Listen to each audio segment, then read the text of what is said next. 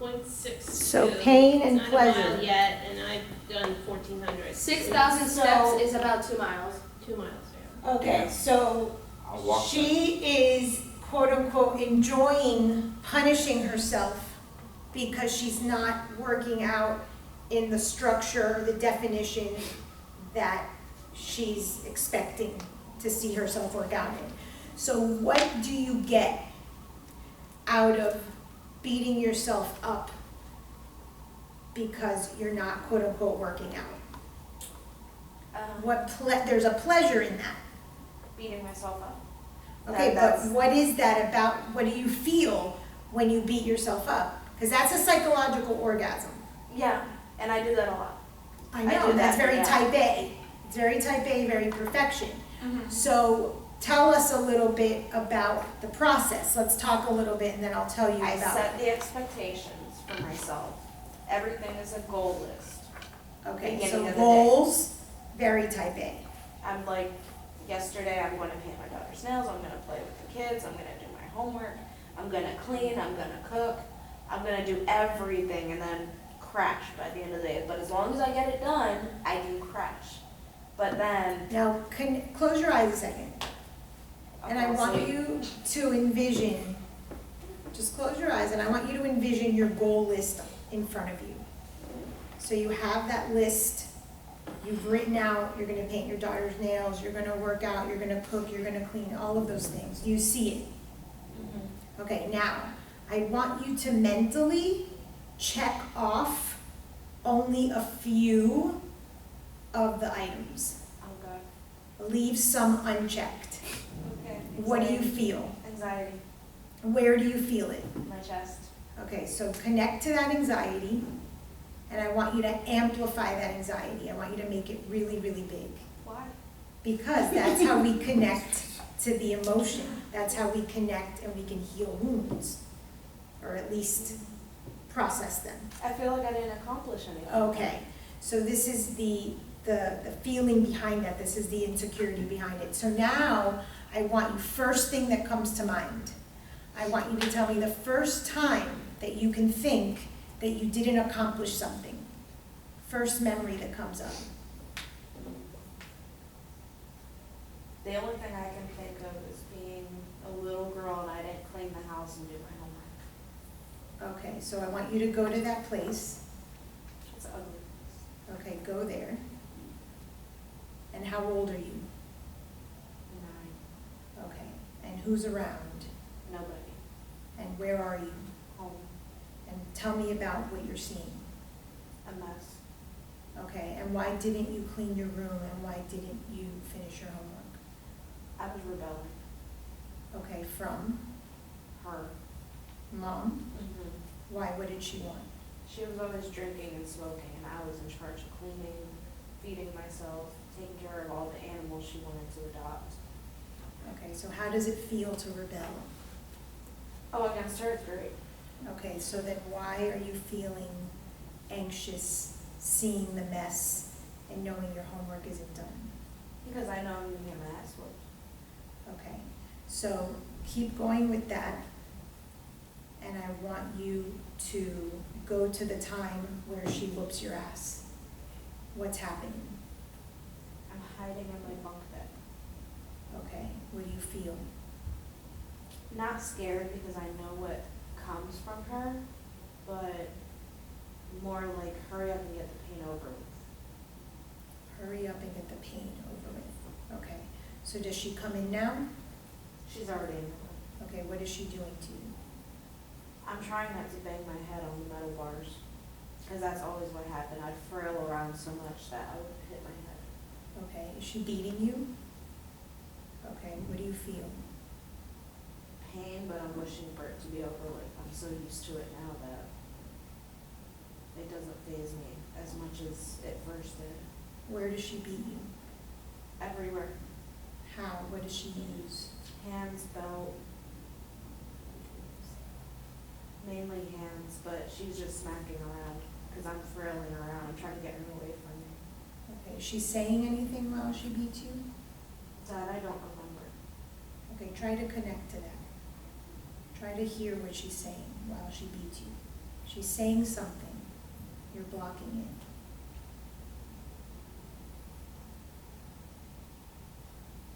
All I hear are curse words. Okay. What kind of curse words? What is she saying? Oh, I'm a bitch, definitely. So you're a bitch. What else are you? I can't hear anymore. Okay.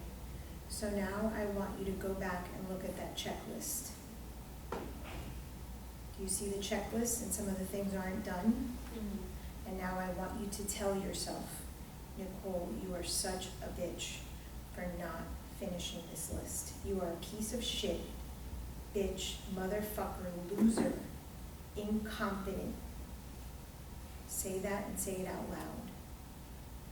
You're such a bitch for not finishing your list. You're an incompetent loser. You're an incompetent loser. What do you feel when you say that? Anger. Where do you feel that anger? My chest. Okay, connect to that anger.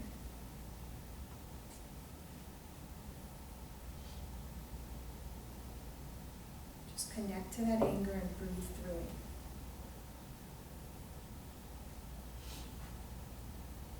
Now your face shows that you're sad and emotional.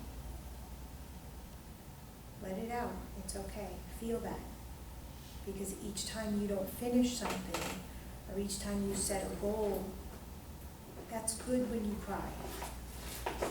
That's good. That heals wounds. Each time that you don't finish something, that's what you're saying to yourself. Your inner child is getting abused each time. And you're inviting your mom in every time to let her beat you up and tell you that you're a bitch and whatever else she said to you. And you're continuing her pattern.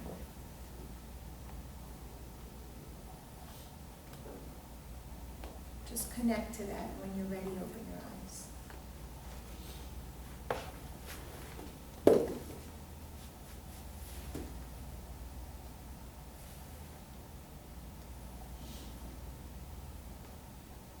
How's your anxiety? Still there. How's your anger?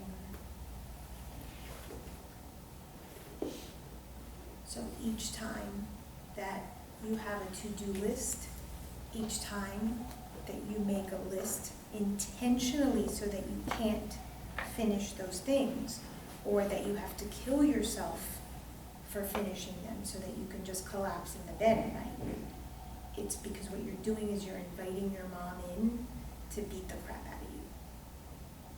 Except instead of her hurting the little girl that you were, you're hurting the inner child that's inside of you.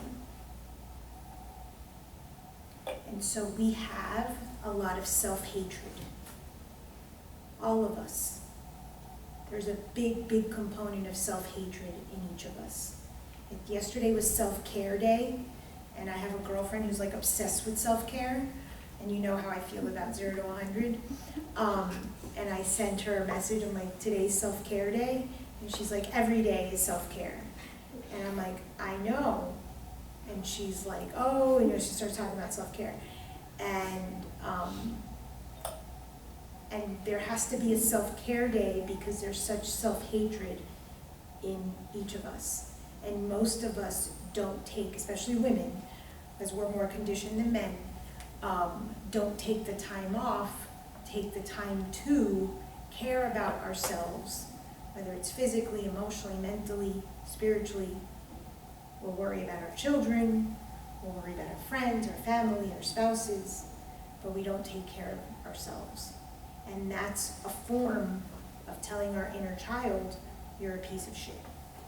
And so in essence, what we are continuously doing is whatever our parents did to us, we continue that in adulthood by hurting our inner child. Okay? So is this pleasure is pain or pain is pleasure? Pain is pleasure. Pain is pleasure. So, you okay? Yeah. No. Thank you. Thank you, though. That was very nice. So, I'm just a weird sometimes hugger. I'm always a hugger. And that's wonderful, Andrew. Yeah. It really is. Yes, it's a good, it's, before this marriage, I was a hugger, and now I'm so used to not getting it, that it's like, I have to get used to it. You have to allow, that's a way of Yeah. loving. Now, did your parents hug you?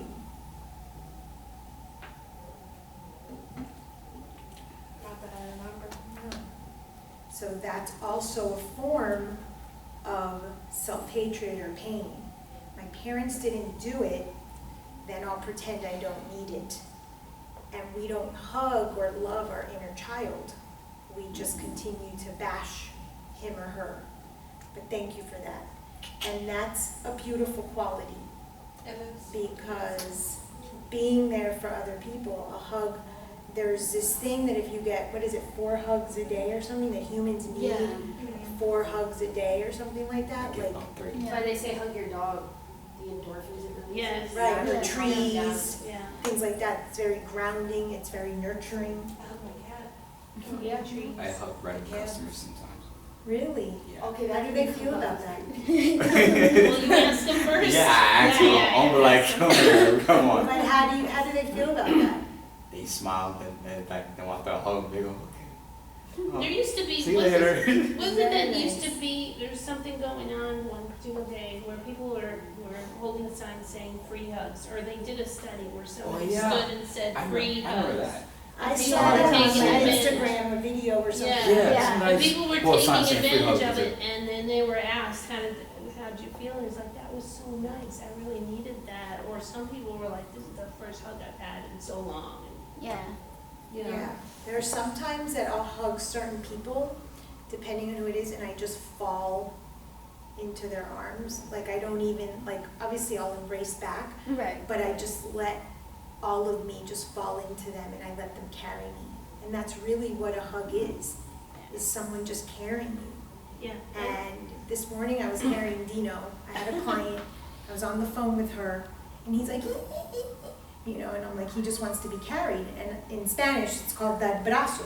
Yeah. So I'm like, tú lo que quieres es brazo. And I was like, that's what I asked for when I got my first cancer. Because I had lost custody of my kids, and I felt like I missed out on them, babies, like I feel like I missed out on that.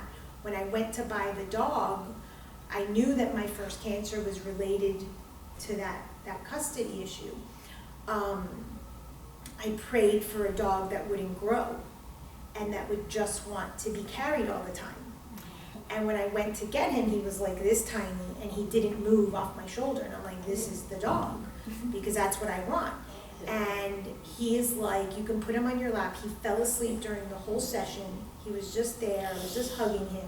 He's 3 pounds. He won't grow anymore. It's like he listened to my prayer. He's a Yorkie. That's It's why. a Oh. So So tiny. cute. And Little ball of fur. and it's like, I'm like, I needed this. This is what I needed.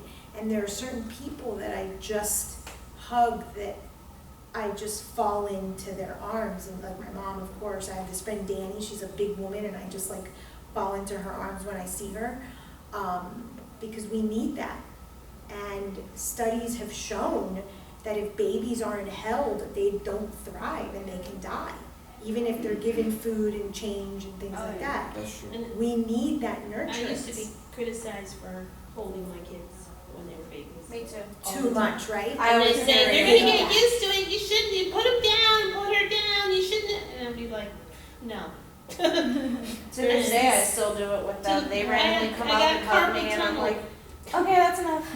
And then they'll come I back did, 10 minutes I- later. I want another one. I'm like, okay, that's enough.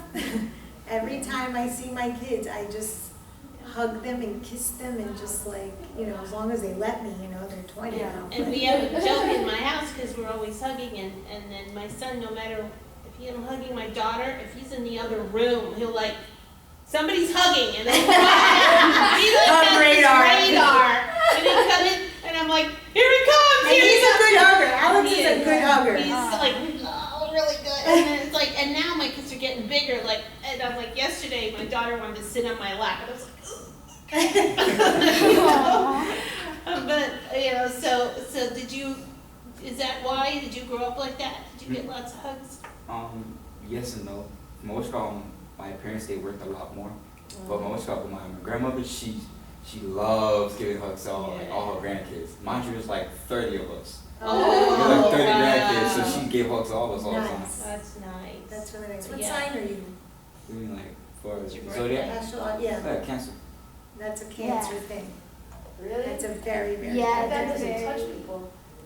Well, he No, might my have other husband- things in the chart, but the essence of a Cancer is that. My husband works late, and when he comes home, it's like 1 o'clock in the morning, and I'll wake up, you know, just to say hi. And then when he lays down, he has to hold my hand. Yeah. When he goes to Get sleep. off. He has to hold my hand. I'm like, okay. It's like She's that. a Virgo, so it's I like just want to different. sleep. But when I was married, because I'm a Cancer moon, when I was married, yes, I would put my foot on top of TJ's foot, Yeah, so it would have to touch. yeah, he does that. Yeah. Because I needed to like touch my person, like it's just that Cancerian thing, we're Yes, very it is. attached. We do that even when we're talking about separating and everything, and it's in the works or whatever. We still do that. And he's like, no matter what, I'm still gonna put my foot on yours. And I'm like, well, okay. I was like, as long as I can go to sleep and you don't scratch my leg, it's fine. Ah, And he's like, yes, the toenail thing. Like, if he's having a bad day and we're just laying there, I'm just like, okay, I'm going to sleep, whatever, good night. And then I know where a foot comes and a toenail comes, and I'm like, move your fucking foot. Damn it. I make the joke, this is why I'm leaving, because of your toenail. Wow. Wow. That's funny. So, I just want to review this a bit and then get into this. So, I'll tell you what happened this morning. So I was talking to this lady, so Pisces, and this woman's a Pisces and I'm a Pisces. And Pisces is very much about suffering, okay? The myth and the story behind Pisces, and I've shared this with you guys before, is like the story of Jesus. So being nailed to the cross. Pisces people, and everybody has Pisces in their chart somewhere, so we all have this somewhere. But some people are more about pain is, pleasure is pain and pain is pleasure. So we were talking about her trip. She had just taken a trip with her daughter and her granddaughter, and she's an older woman and she had some hip pain. She didn't take her pills, she didn't take her walking stick, she didn't take her steroids, she left all of her tools at home. And she just sort of struggled during the whole vacation. So I was explaining to her that in her psyche, she has suffering. And the more you suffer, the like more divine you are. And this is something that we all have in us somewhere. And I'll explain in a minute where this comes from. And she was like, oh wow. And I'm like, right. So what we need to do for the next time you're going to take a trip like this or deal with stairs, because one of the big things was the amount of stairs she had to climb, is you have to prepare so you have your tools with you so that you don't feel that you're suffering. And we have to recognize that as humans, we punish ourselves and we enjoy suffering. At some level, we have this mentality. So just to go back to this, so I'll redraw it for those of you who are new. So where do we come from? Well, right, first we come from wholeness, Oh. okay? That's a- So it's lightning bolt. what does that mean, that we come from wholeness? From up in the sky, if we believe. Heaven, or whatever you believe, okay? This is before you incarnate, okay? So that means before you have a body. Before you have a body, before you are born, you come from some divine wholeness. Does not matter what you call it, does not matter what religion you're from. People agree that you have to come into the body and that there's a soul, correct? Okay? So this soul, this wholeness, is before you have a body. So, Then you get conceived. So your parents decide, or not, you decide that you're coming. What happens at the moment of conception? You get all the brokenness from your parents. You get the brokenness and of course the positive too. You get the good, you're like, yeah, what good? So you get the good and the bad of the parents, and I call them the buckets. Okay? So all of the good and the bad qualities of your parents. What does this, do you remember what this is called? The good and the bad? The two? Yin and the yang is one way, but we've used the word that starts with a D. This creates this D word in our life. Duality. Oh. Okay? So every single one of us has this dual nature. How many of you feel that you're good? Pretty good people? When I want to. And when you want to be. And how many of you feel that at times you could be bad? That's your dual nature. So my daughter and I talk about this a lot because she really looks at herself in this good, bad, dual nature. So there's this American Indian sort of little story. It's a little anecdote where the grandfather is talking to the grandson, and the grandfather says to the grandson, there's a white wolf and a black wolf living inside of you. And and they're at war. They're in a fight. And the grandson asks his grandfather, which one wins? And the grandfather says, it depends which one you feed. So are you feeding your good nature, or are you feeding your bad nature? And that's what most people struggle with. Are you feeding your human nature, which is the flawed part of us, or are you feeding your divine nature, which is more of the soul, whole part of you? Well, we're usually feeding both. That's why we, quote unquote, shouldn't criticize other people, because everything that someone else is doing that we criticize is just a mirror of what we're doing. Okay, but we do have this dual nature, and this comes from the moment we're conceived. The moment that we're conceived, we get the good and the bad of our parents, all of it, okay? Then we get a body. So now we're born, and we have a body. And what does it mean the minute we have a body?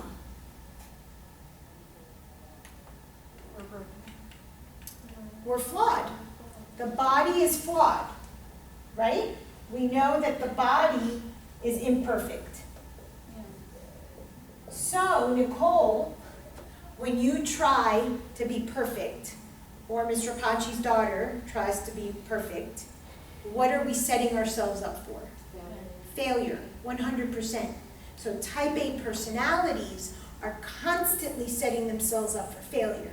So this is something that when you have a client that is very type A, you can immediately say they're setting themselves up for failure. So a few weeks ago, Samantha had said something, and I said, that's her perfectionism, and we set ourselves up for failure that way. That's just very common sense, but something immediately that you can work on with the client. The minute that you identify that type A personality, okay? And this is gonna be very much pain as pleasure. So this is very type A, okay? Because I can't achieve that list, or I'm gonna die trying to achieve that list. There's pain, because I'm exhausted, I have to drink too much coffee, I'm not gonna be able to spend time with my kids because I have to do my homework and do perfect, whatever it is. But there's this psychological orgasm that's like, yes. It's like a warfare for me. I'm constantly like, okay, you can do this, this, this, this.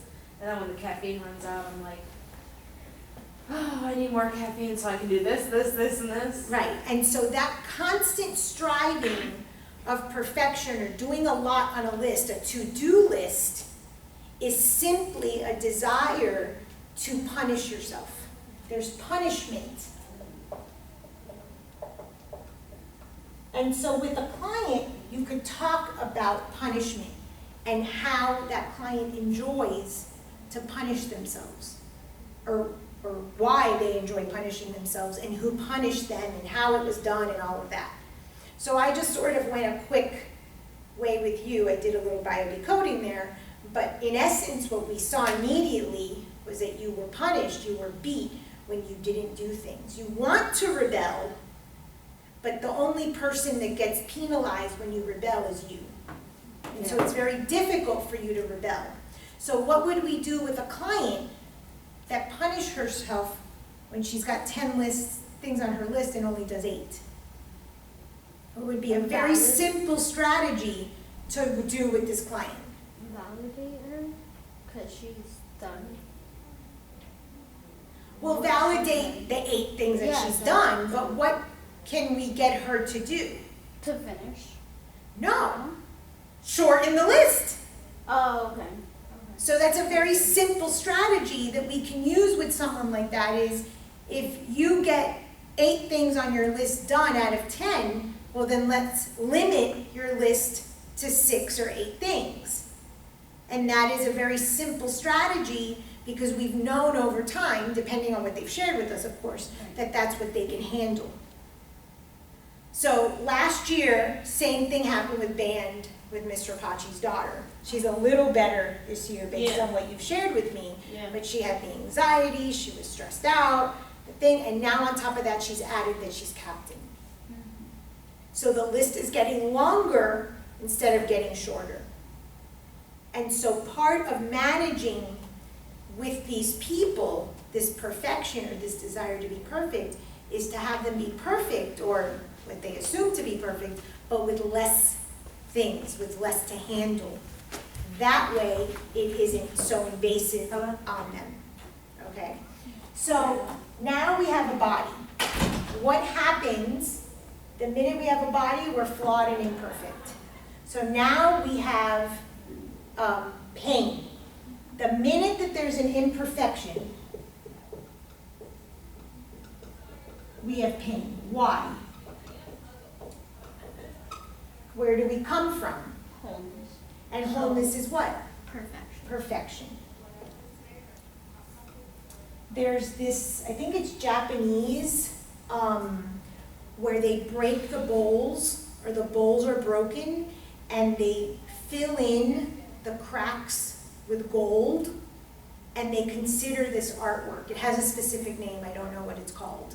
And the reason is that it's not perfection, the wholeness of the bowl or the pottery that's perfect, but rather the imperfections. So when I was talking to Nicole, I asked her to call herself a bitch and to tell herself how incompetent she was. Why do you think I did that? Why would I, what? That fell out of my chair. Why do you think I would have a client call herself and say that to herself? To make her feel the flawed part of it. Not to feel the flawed part, but to feel what? Feel. We want our clients to feel. It hurts to feel. Yeah, you want her to feel the pain. You want her But to feel the also pain of what she's saying Right. indirectly, subconsciously, in that internal dialogue, but say it out loud. You're thinking this anyway. Yeah. So why are we going to hide it and pretend that you're not? And there is a whole form of therapy called REBT, Rational Emotive Behavior Therapy, where that's exactly what the therapist does. That's right, you are a piece of shit. Oh, I'm a loser because, yeah, you are a loser. And the therapist is validating the client, saying these things, and then what do you expect the client to do? No, not what you say. No, exactly. And all of a sudden, there's a shift in the behavior because, wait a minute, I could call myself that, but you can't. Is that like a sense of reverse psychology? It is. It's a specific form of therapy. It's a behaviorism school. Oh, and I want to say this to you guys. Yesterday I was in a meeting, and I have these leadership meetings every Wednesday. And we had an assignment, and we had to bring in a problem that we had noticed in our program and how we're solving it and what's been done. And when I first started here, I saw that you guys were lacking in understanding theory and how it connects to practice. So you have all these theories, and at the beginning of every book, there's all these theories, but when I first got here last year, I didn't see the connection to how you practice it in the clinical.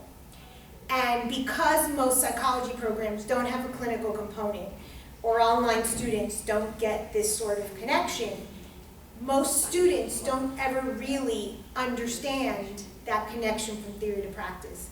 It might not be until their master's degree. And I was telling my boss and all of my colleagues how you guys have mastered this. I see you guys thinking, I see you guys asking, okay, hypothesis, what theory is this? Wait, what has she said before? And you may not notice that these role play activities make a difference, but I am telling you, they make a huge difference. And I've seen that time after time. Yeah, you get nervous about asking questions you don't know, you're still, Fancy words. but it doesn't matter. The crux of it, this theory to practice, putting these things